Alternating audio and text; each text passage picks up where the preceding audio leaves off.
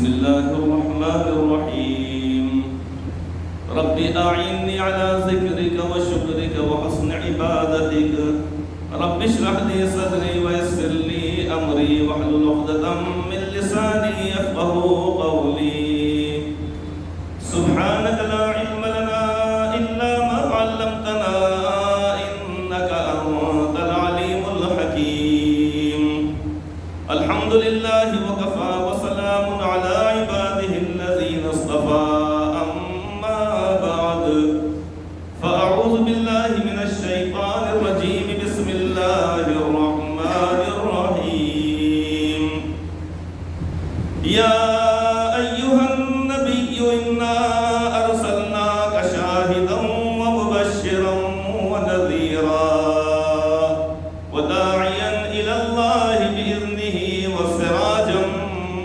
منيرا صدق الله العظيم. وقال النبي صلى الله تعالى عليه وآله وسلم ما من أيام العمل الصالح فيهن أحب إلى الله من هذه الأيام العشرة يعادل صيام كل يوم منها بصيام سنة وقيام كل ليلة منها بقيام ليلة القدر أو كما قال عليه الصلاة والسلام. بزرگان محترم اور معزز حاضرین کرام، آج اگرچہ کہ ہمارے پاس 29 تاریخ ہے ذی القعدہ کی، امید ہے کہ انشاءاللہ تعالی آج شام میں چاند دکھائی دے ذی الحجہ کا، اور عرب ممالک کے اندر تو آج الحمدللہ ایک تاریخ ہو چکی ہے، یکم ذی الحجہ جسے کہا جاتا ہے. تو اس اعتبار سے دیکھا جائے تو دنیا کے اندر ذی الحجہ کی پہلی تاریخ ہو گئی ہے. وہاں چاند دکھائی دینے کی بنا پر یہاں جب دکھائی دے گا تو انشاءاللہ یہاں پر بھی اس کا آغاز ہو جائے گا. تو یہ مہینہ وہ مہینہ چل کہلاتا ہے، یہ وہ مہینہ چل رہا ہے، یہ شروع ہو گیا ہے جس کو ذی الحجہ یعنی حج والا مہینہ کہا جاتا ہے. اس میں اللہ تبارک و تعالیٰ کی خاص عبادت خاص دنوں میں کی جاتی ہے.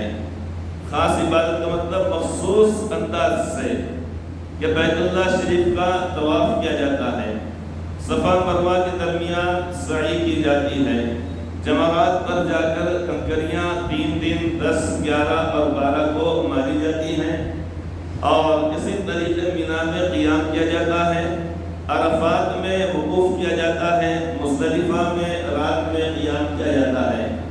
یہ سارے کے سارے اعمال ان 5 دنوں کے اندر کیے جاتے ہیں جس کو ذی الحجہ کا مہینہ کہا جاتا ہے. 8 تاریخ سے پہلے یا اسی طریقے 13 تاریخ کے بعد اب سال بھر تک وہ حج اگر ادا کرنا چاہے کوئی شخص یا وہ اعمال کرے تو اس کا وہ عمل حج نہیں کہلاتا ہے. 8 تاریخ سے 8، 9، 10، 11، 12 اور 13، چونکہ اگر وہاں پر اگر صبح صادق اگر ہو جاتی ہے مینا میں تو حجاج کرام کے لیے ان لوگوں کے لیے احکامات یہ ہیں کہ 13 ذی الحجہ کو بھی وہ کنکریاں مار کر زوال آفتاب یعنی سورج ڈھلنے کے بعد وہاں جا کر کنکریاں ماریں اور اس کے بعد آئیں.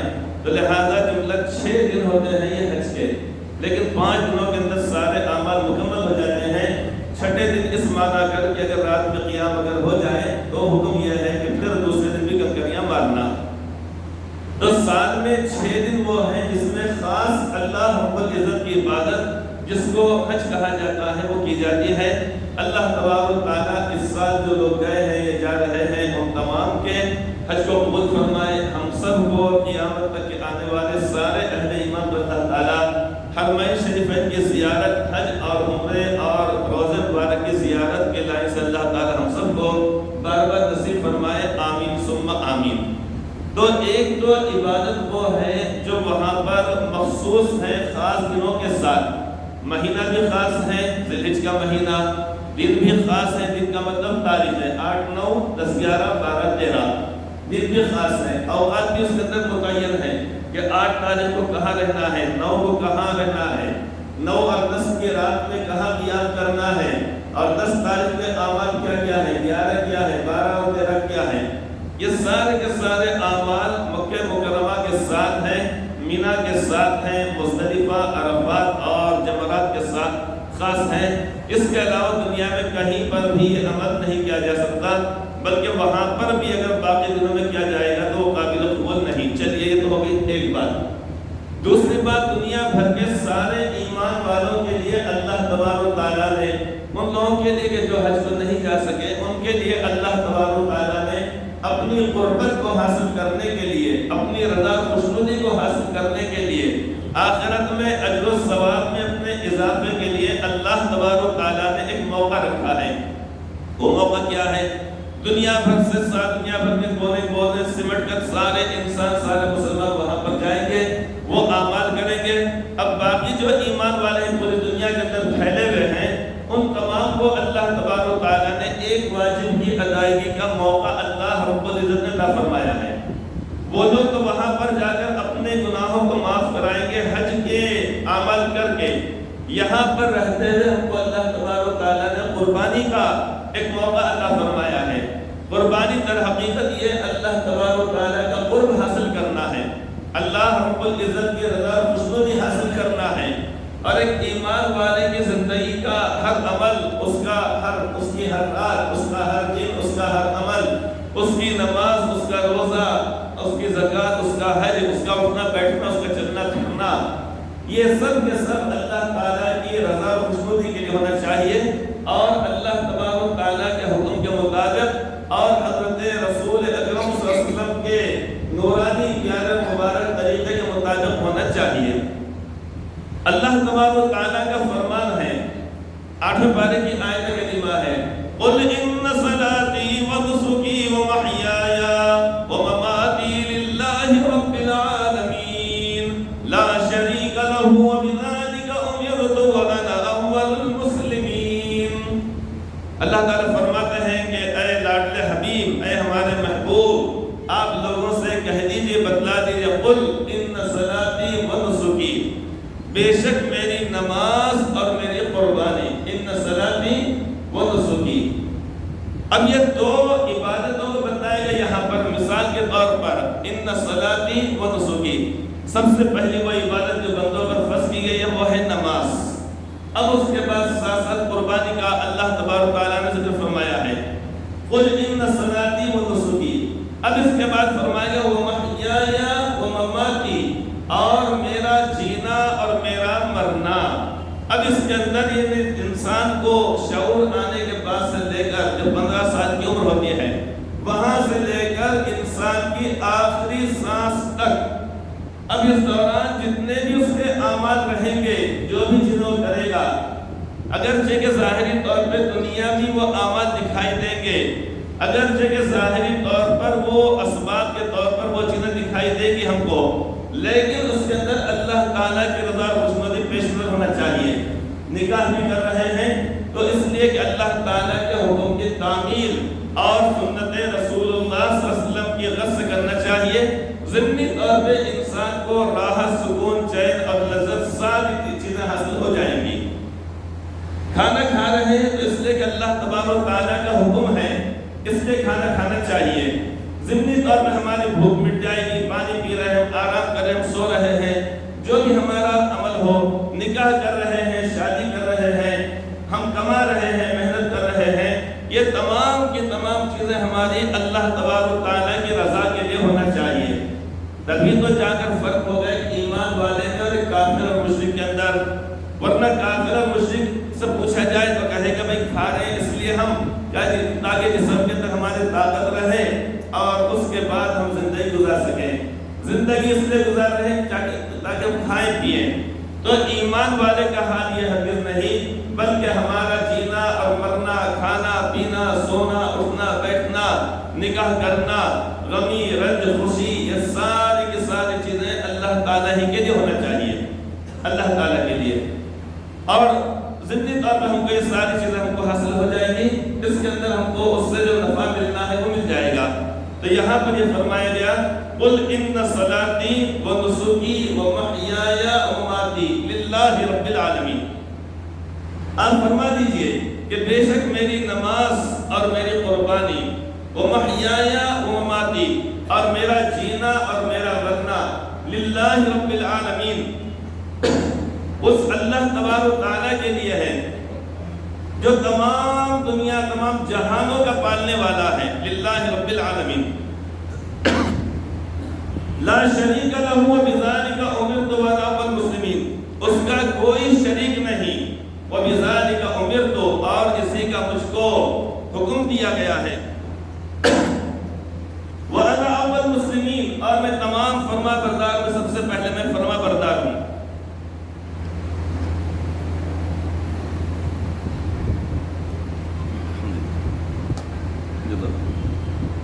تو اللہ تبارک و تعالیٰ نے یہاں پر یہ فرمایا ہے کہ قاعدہ بتا دیا گیا کہ مومن کا، ایمان والے کا ہر عمل خالص اللہ تعالیٰ کے لیے ہونا چاہیے۔ نماز ہماری اللہ تعالیٰ کے لیے، روزہ ہمارا اللہ تعالیٰ کے لیے، زکوٰۃ اللہ تعالیٰ کے لیے، حج ہمارا اللہ تبارک و تعالیٰ کے لیے۔ اسی طریقے سے قربانی یہ بھی خالص اللہ تبارک و تعالیٰ کے لیے ہونا چاہیے۔ قربانی جو کی جاتی ہے وہ گوشت کھانے کے نیت سے ہرگز نہیں۔ یہی وجہ ہے کہ ایک مرتبہ حضرت رسول اکرم صلی اللہ علیہ وسلم جب نماز عید پڑھا کر آپ واپس تشریف لا رہے ہیں تو آپ نے دیکھا کہ کچھ لوگوں نے قربانیاں نماز عید سے پہلے کر دی، عید کی نماز سے پہلے کر دی۔ مسجد نبوی صلی اللہ علیہ وسلم میں باوجود اس کے کہ 50,000 نمازوں کا ثواب اللہ تعالیٰ رکھا ہے، لیکن پھر بھی آپ وہاں پر نماز عید صحابہ کرام کو لے کر نہیں پڑھتے تھے، بلکہ اس کے سامنے باب الصلاۃ کے سامنے کچھ فاصلے کے اوپر وہاں پر ایک جگہ ہے، کھلی جگہ پہ، وہاں پر جا کر آپ نماز پڑھایا کرتے تھے۔ اب وہاں پر ایک مسجد بنائی گئی، اس کا نام مسجد مصلی اس کا نام ہے، تو وہاں پر جا کر آپ نماز پڑھایا کرتے تھے۔ تو جب آپ عید کی نماز پڑھا کر تشریف لائے صحابہ کرام کو لے کر، تو آپ نے دیکھا کہ وہاں پر کچھ جانور ذبح کیے جا چکے ہیں۔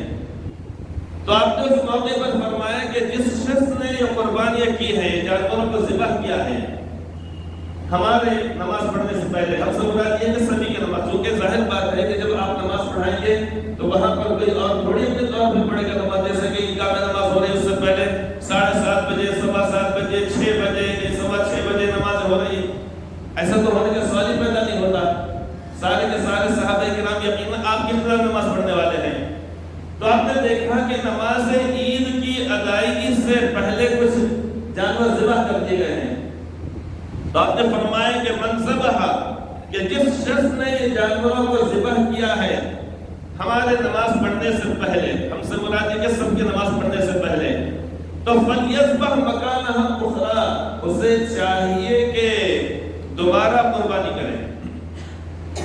یہ فرمایا نے فَلْيَذْبَحْ مَكَانَهَا أُخْرَى، یہ نہ کہ یہ قربانیاں جو کی گئی ہیں یہ قابل قبول نہیں ہیں۔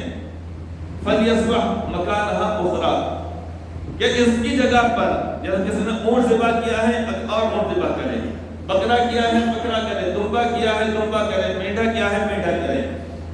فَلْيَذْبَحْ مَكَانَهَا أُخْرَى لَيْسَ مِنَ النُّسُكِ شَيْئًا، آپ نے فرمایا اس کا قربانی سے کوئی تعلق نہیں۔ إِنَّمَا عَجَّلَهُ لِأَهْلِهِ، آپ نے فرمایا اس شخص نے اجلت کی اور جلدی کی اپنے اہل و عیال کو گوشت کھلانے کے لیے، فَإِنَّمَا هُوَ شَاةٌ لَحْمٍ، آپ نے فرمایا یہ بکری ہے جو جانور ذبح کیے گئے ہیں وہ گوشت کے لیے ذبح کیے گئے ہیں۔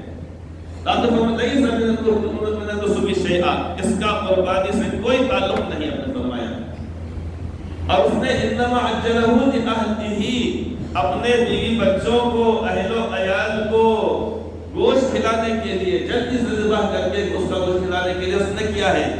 یہ نیت انسان کی ہے، نیت انسان کی ہے۔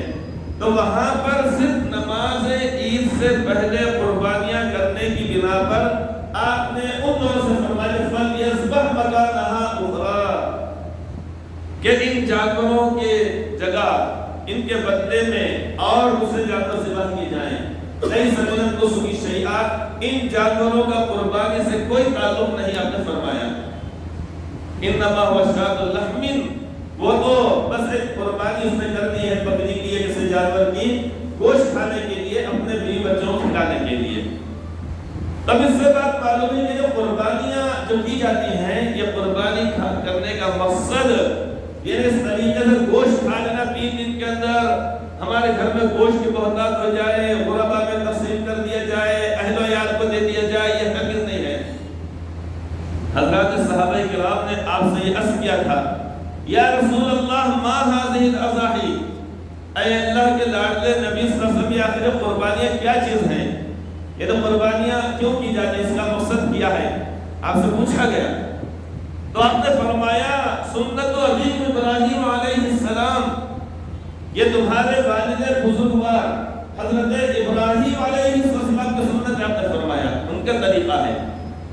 چونکہ اللہ تبارک و تعالیٰ نے جب آپ کو حکم فرمایا تھا، آپ نے دیکھا تھا آپ نے کہ بار بار آپ تو یہ دیکھ رہے کہ بچے وہ ذبح کر رہے ہیں، تو آپ بار اونٹ ذبح کرتے رہے، لیکن اب اس کے بعد آپ یہ سمجھ گئے کہ اللہ تعالیٰ چاہتے ہیں کہ میں اپنے لاڈلے بیٹے کو میں قربان کر لوں، اس لیے آپ مینا کے اندر لے کر گئے اور وہاں جانے کے بعد آپ نے بچے کے گلے پر آپ نے چھری چلا دی۔ آج مینا کے اندر، آج سے مراد ہے کہ ہر سال مینا کے اندر لاکھوں کی تعداد میں جو قربانی کی جاتی ہے اور پوری دنیا کے اندر جو قربانی کی جاتی ہیں وہ اسی کی یادگار ہے، وہ اسی کی یادگار ہے وہ۔ تو جب آپ سے پوچھا گیا یا رسول اللہ ما هذه الاضاحی، آخر یہ قربانیاں کیا چیز ہیں، تو آپ نے فرمایا کہ سنت ابیکم ابراہیم علیہ السلام، یہ تمہارے والد بزرگوار حضرت ابراہیم علیہ السلام کی سنت ہے۔ انہوں نے پوچھا یا رسول اللہ فما لنا فیہا یا رسول اللہ، اے اللہ کے رسول صلی اللہ علیہ وسلم، اللہ تعالی ہمیں اس کے اوپر کیا عطا فرمائیں گے؟ آپ نے فرمایا کہ بکل شعرۃ حسنۃ، ہر بال کے بدلے اللہ تبارک و تعالی ایک نیکی عطا فرمائیں گے۔ قربانی کے جانور پر جتنے بال ہوتے ہیں ہر بال کے بدلے اللہ تبارک و تعالی اس قربانی کرنے والے کو ایک بال کے بدلے اللہ تعالیٰ ایک نیکی عطا فرمائیں گے۔ ہم اپنے سر کے بال نہیں گن سکتے ہیں، اپنے داڑھی کے بال نہیں گن سکتے ہیں، اپنے مونچھ کے بال اور اپنے ہاتھ کے اوپر کتنے بال اس کو گن نہیں سکتے۔ تو قربانی کا جانور جتنا زیادہ بڑا ہوگا یقیناً اس کے اوپر اتنے زیادہ بال ہوں گے، اتنی زیادہ نیکی اللہ تعالیٰ عطا فرمائیں گے۔ اس کے علاوہ دوسری بات جب صحابہ کرام نے کیا فصوف یا رسول اللہ، اے اللہ کے رسول صلی اللہ علیہ وسلم، کچھ جانور وہ ہوتے ہیں جیسے میٹھا ہے، دمبا ہے، بھیڑ والا ہے، ان کے جسم کے اوپر بال نہیں بلکہ باریک روا ہوتا ہے۔ فصوف یا رسول اللہ، پوچھنے کا مقصد تھا کہ یا رسول اللہ کیا اس کے بدلے میں بھی اللہ تعالیٰ ایک نیکی عطا فرمائیں گے؟ آپ نے فرمایا کہ بکل شعرۃ من الصوف حسنۃ، کہ قربانی کے جانور پر اس کے اوپر جو ایک روا ہے، باریک جو روا ہے، اس پر بھی اللہ تبارک و تعالیٰ ایک نیکی عطا فرمائیں گے۔ یہ تو ہو گئی بات اس کی یعنی فضیلت والی بات ہو گئی کہ قربانی ہمیں کرنا ہے اور اس پر اللہ تبارک و تعالیٰ یہ اجر و ثواب عطا فرمائیں گے۔ یہ بات کون سی ہو گئی؟ کون سی ہوگی بات یہ؟ اجر و ثواب کی۔ اب یہ قربانی کس کے اوپر واجب ہے؟ قربانی کس کے اوپر واجب ہے؟ 1 کلو چاندی کیا 1 کلو چاندی تو اللہ تبارک و تعالیٰ نے لازم فرمایا ہمارے اوپر۔ اب قربانی کس کے اوپر واجب ہے؟ سبھی کو معلوم ہے، بار بار کہا جا رہا ہے، سارے علماء کرام کہتے ہیں، سب کو معلوم ہے، نئی بات نہیں ہے، لیکن بار بار اعادہ اس لیے کرنا پڑتا ہے تاکہ وہ یاد آ جائے، معلوم ہو جائے۔ تو قربانی واجب ہوتی ہے ہر اس مسلمان مرد اور عورت پر جو عاقل ہو، بالغ ہو۔ عاقل کا مطلب جس کے ہوش و حواس صحیح ہوں، بالغ کا مطلب یہ ہے کہ جس کی عمر 15 سال ہو، عاقل ہو اور بالغ ہو، جس کی عمر کیا ہو 15 سال ہو۔ اگر 15 سال سے پہلے بھی بالغ ہو جائے 13.5 تو وہاں سے اس کے اوپر قربانی، نماز، روزہ اور زکوٰۃ فرض ہو جاتا ہے۔ اور اگر کوئی نہیں ہوا 13.5 14 14.5 آخری اس کی عمر ہے 15، بچہ ہو یا بچی ہو، اب یہ قربانی واجب ہو جاتی ہے ہر اس مسلمان عاقل اور بالغ مرد اور عورت پر کہ جس کی ملکیت میں 7.5 تولے سونا ہو۔ یا 52.5 تولے چاندی. 52.5 تولے چاندی سمجھ جائیے تو آدھا کلو چاندی، کیونکہ 1 کلو کے اندر 100 تولے ہوتے ہیں، 100 تولے کا 1 کلو ہوتا ہے، تو آدھا کلو اور اوپر 2.5 تولے. اب موٹا سا حساب آدھا کلو پکڑ لیجیے. تو جس کے پاس 7.5 تولے سونا ہو یا 52.5 تولے چاندی یعنی آدھا کلو چاندی، یہ چاندی ہو اس کے پاس، یا اسی طریقے سے 52.5 تولے چاندی کی قیمت آج کے زمانے میں 40,000، یہ سمجھ جائیے موٹا حساب آدھا کلو کی، ابھی نکال کے بتائیں گے ہم. تو 40,000 روپے اگر کسی شخص کے پاس اگر ہیں اور اس کو مالکانہ اختیارات حاصل ہیں کہ وہ جس کو چاہے دے ڈالے، جو چاہے کرے، خود رکھے اپنے پاس، صدقہ کرے، خیرات کرے، جو چاہے کرے، اسے کوئی بولنے والا نہیں. اب کسی نے کسی کے پاس دے دیا 1 کلو اس کو کیا دے 45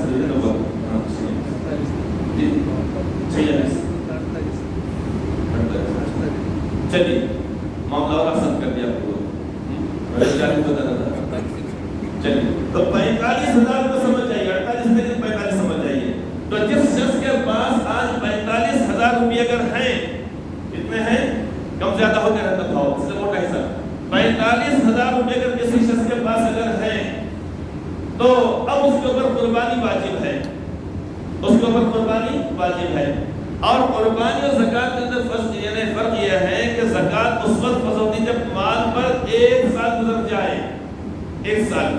لیکن قربانی کا معاملہ یہ ہے کہ قربانی کے جو 3 دن ہیں 10 11 12 10 11 12، اب اس اعتبار سے ممکن ہے کہ آنے والا اگلا پیر مگر بدھ یہ 3 دن رہیں گے، مطلب یہ جا کے وہ اب بدھ کے دن بھی اگر کوئی شخص 10 منٹ پہلے بھی اگر صاحب نصاب اگر ہو جاتا اگر ہے، اس کو کس نے دے دیا ہدیہ دے دیا 45,000 روپے، موٹر سائیکل جو اس کو فروخت کر دیا، وراثت میں مل گئے، کہیں سے بھی اس کے پاس اگر 45,000 روپے آ گئے اور سورج ڈوبنے کے لیے صرف 10 منٹ باقی رہ گئے، 5 منٹ باقی رہ گئے، اتنی دیر میں نہ بازار جا سکتا ہے نہ قربانی کا جانور لا سکتا ہے، تو اس کے اوپر جو قربانی واجب ہوتی ہے مطلب یہ کہ 1 حصے کی قیمت صدقہ کرنا پڑتا ہے، 1 حصے کی.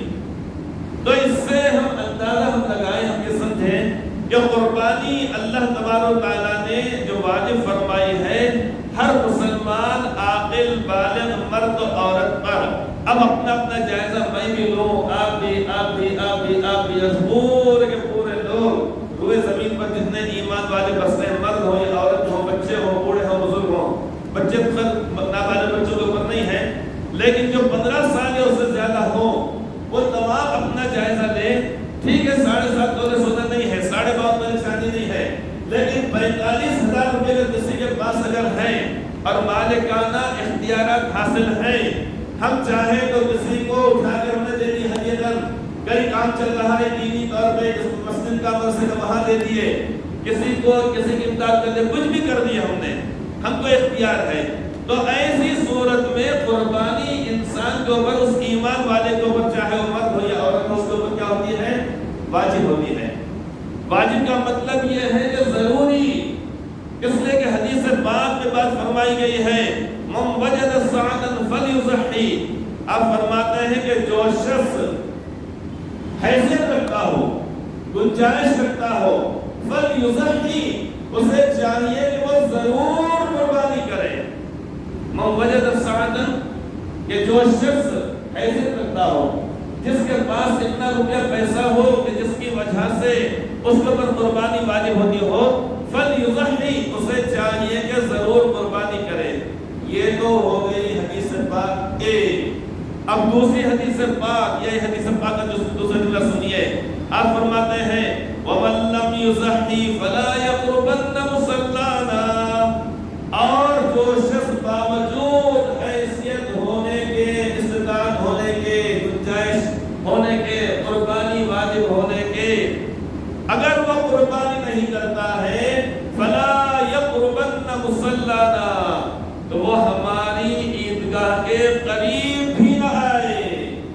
اللہ کے پیارے نبی صلی اللہ علیہ وسلم کو ایسے شخص کی صورت اور اس کی شکل دیکھنا گوارا نہیں کہ جس کے اوپر قربانی واجب ہے پھر جو قربانی نہیں کرتا ہے، اس نے کیا کرنا ہے؟ کیا کرنا ہے؟ قربانی کرنا۔ جن کے اوپر واجب ہے، جن کے اوپر واجب نہیں وہ بھی کرے تو بڑی اچھی بات ہے، سبھی حضرات سے گزارش ہے کہ زیادہ سے زیادہ مدد فرمائیں۔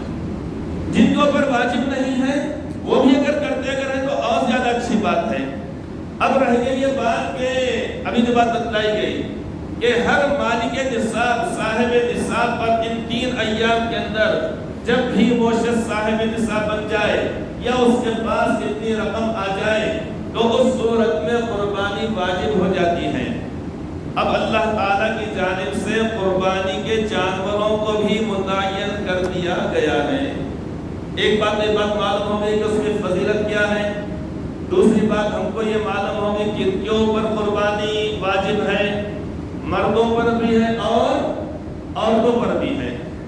ہر وہ مرد یا عورت جس کی عمر 15 سال ہو، اب وہ مالک نصاب ہو۔ تیسری بات اب یہ ہمارے ذہن میں رہنا چاہیے کہ قربانی کے جانوروں کو متعین من جانب اللہ کر دیا گیا۔ حلال تو بہت سارے جانور ہیں، وہ جانور بھی حلال ہیں جو جنگل کے اندر رہتے ہیں، جن کے اوپر بعض مرتبہ حکومت پابندی عائد کرتی ہے کہ اس کا شکار نہیں کرنا ہے۔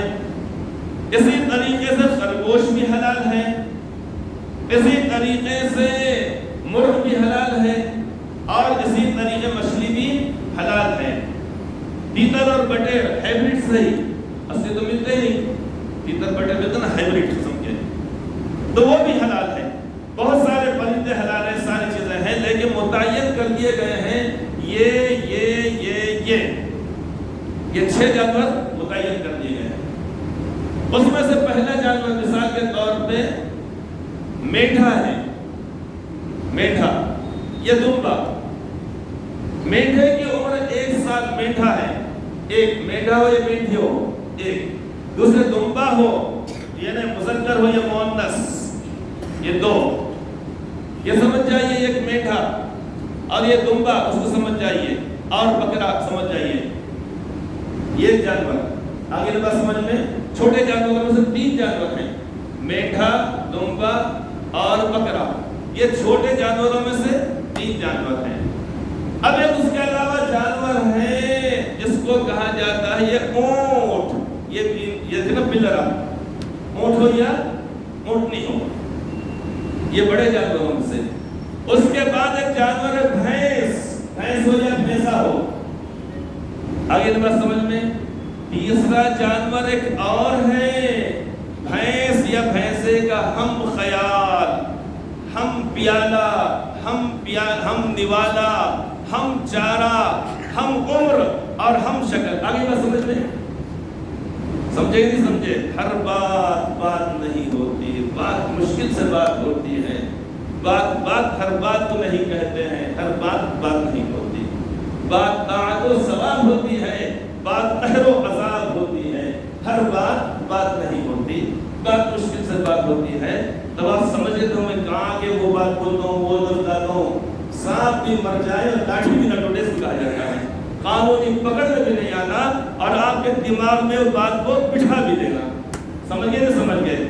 تو یہ ہے اونٹ اور یہ ہے بھینس یا بھینسا، اور اس کے ساتھ ایک اور جانور ہے جو اس کا ہم خیال، ہم پیالہ، ہم دیوالا، ہم چارہ، اور اسی طریقے سے جو کہا جا سکتے، جیسا کلاس کے ہوتے ہیں نا بچے جو کیا بولتے ہیں، کلاس میٹ ہے،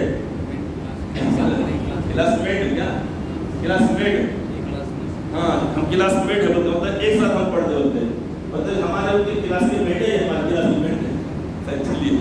تو وہ جو جانور ہے، اب یہ دونوں جانور آگے کا بات سمجھ میں، ہاں جس کی وجہ سے آج افراد کی کمی ہے، چونکہ ادھرپور ادھارپور ہے نا، تو وہیں جانے کے بعد کہنا بھینس بھینسا لانے پہ لے گئے، یا اس کی ہم شکل، ہم خیال، ہم پیالہ، ہم دیوالا، ہم چارہ وہ لانے کے واسطے بدل گئے ہوں گے لوگ، بہرحال اچھی بات ہے۔ یہ جملہ 6 جانور ہیں قربانی کے، کتنے جانور ہیں؟ 39، ٹھیک ہے جو ہوتے ہیں، تو 6 جانور ہیں۔ اب دیکھیے میٹھا اور دمبا، یہ سمجھے میٹھا ہے اور یہ دمبا ہے، یہ جانوروں کی عمریں بھی متعین ہیں شریعت کی جانب سے، اللہ رب العزت کی طرف سے متعین ہیں۔ جیسے مثال کے طور پہ ایک سال مینڈھا، دمبا اور بکرا، مذکر ہو یا مؤنث، نر ہو یا مادہ، ان کی عمریں متعین کر دی گئی ہیں، ایک سال ہونا۔ لیکن مینڈھے اور دمبے کے درمیان یہ فرق ہے بکرے کے درمیان کہ بکرا ایک سال کا لازمی ہے، لیکن مینڈھا اور دمبا اگر ایک سال سے کم ہے، مثال کے طور پر 10 مہینے کا ہے، 11 مہینے کا ہے، 7-8 مہینے کا ہے، لیکن اس کو اگر ان جانوروں میں چھوڑ دیا جائے جو ایک سال ہے تو اپنے جسامت کے لحاظ سے، اپنے وزن کے لحاظ سے وہ ان دونوں کے اندر فرق معلوم نہ ہو، تو مینڈھے اور دمبے کے بارے میں اس بات کی جاتی گئی ہے کہ اگر 6 مہینے سے زیادہ ہو تو وہ بھی قربانی کے لیے چل جاتا ہے۔ لیکن بکرا یا بکری اگر ہے تو اس صورت میں اب اس کے لیے لازمی ہے کہ 1 سال عمر ہونا ضروری ہے۔ 1 سال، اگر 1 سال ہونے کے لیے اگر 1 دن بھی کم ہے اگر عمر، حالانکہ 1 دن کے اندر 1-2 لاکھ خون بڑھنے والا نہ اس کا کچھ بڑھنے والا، لیکن شریعت کا حکم یہ کہ جائز نہیں ہے، اس لیے لینے سے پہلے عمر معلوم کر لینا چاہیے، عمر معلوم کر لینا۔ اونٹ کے تعلق سے آتا ہے کہ اس کی عمر 5 سال ہو، نر ہو یا مادہ، کتنی ہونا چاہیے؟ 5 سال۔ اور بھینس یا بھینسا یا وہ جانور جو اس کا ہم خیال، ہم شکل، ہم پیارا، ہم دیوالا، ہم چارا، آگے نہ بس سمجھ میں، اس کی عمر کتنا ہونا چاہیے؟ 2 سال۔ کتنی ہونا چاہیے؟ جیسا قانون ہے بھائی بچی کی عمر 18 سال ہونا شادی کے لیے اور لڑکی کی ہونا 21 سال، اب آج کل ہے نا قانون ہے، تو اسی طریقے اس کی عمر کتنی ہونا چاہیے؟ 2 سال ضروری ہے۔ اس کے لینے سے پہلے جانوروں کی عمر معلوم کر لینا ضروری ہے۔ اس کی اگر عمر نہیں اگر ہے تو اس صورت میں قربانی کے لائق نہیں، جیسا کہ دکھ رہا کوئی نابالغ حالانکہ ہے وہ بالغ، عمر کے لحاظ سے اگر کہیں بالغ اگر ہے وہ مصلی پہ آگے امامت کر سکتا، اور ہے وہ بڑا ڈیل ڈول والا ہے، دکھ رہا وہ 18 سال کا، وہ مصلی کے اوپر آگے اللہ اکبر سمع اللہ لمن حمدہ نہیں کر سکتا۔ سمجھ گئے نہیں سمجھ گئے؟ امامت کرنے کے لیے، تراویح پڑھانے کے لیے کیا ضروری ہے؟ بالغ ہونا ضروری ہے۔ حالانکہ ہے بچہ 12.5 سال کا، دکھ رہا وہ 18 سال کا، تو یہاں کے اللہ اکبر سمع اللہ لمن حمدہ نہیں کہہ سکتا مصلی کے اوپر، پھر کیا کرنا پڑے گا؟ 15 سال اس کی عمر کم سے کم ہونا ضروری ہے۔ تو قربانی کے اندر بھی جانوروں کی عمریں معلوم کر لینا ضروری ہے قربانی کے اندر۔ تو قربانی میں جو بتا رہا تھا کہ قربانی کی جائے اور ضرور کی جائے، یہ نہ سوچا جائے کہ میرے پر قربانی واجب نہیں ہے، واجب ہو کیا مت ہو۔ آج مانگنے والوں کے پاس بھی 1000-1500 روپے سے کم نہیں آ رہے۔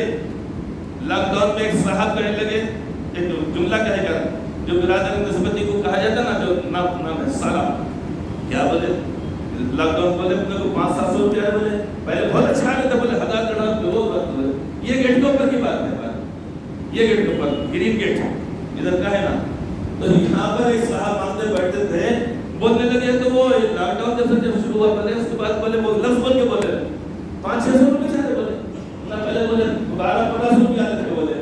تو مانگنے والے کے پاس بھی آج اتنی رقم رہ رہی ہے، ہمارے جیب میں موبائل رہ رہے 50,000 کے 40,000 روپے کے، اور اسی طریقے گھر میں صوفہ سیٹ ہے اور گھر کے اندر یہ کام وہ کام، دیکھا گیا اتنا لمبا چوڑا کام ہے، اور پھر کوئی کہے کہ میرے پر قربانی واجب نہیں، عجیب و غریب بات ہے۔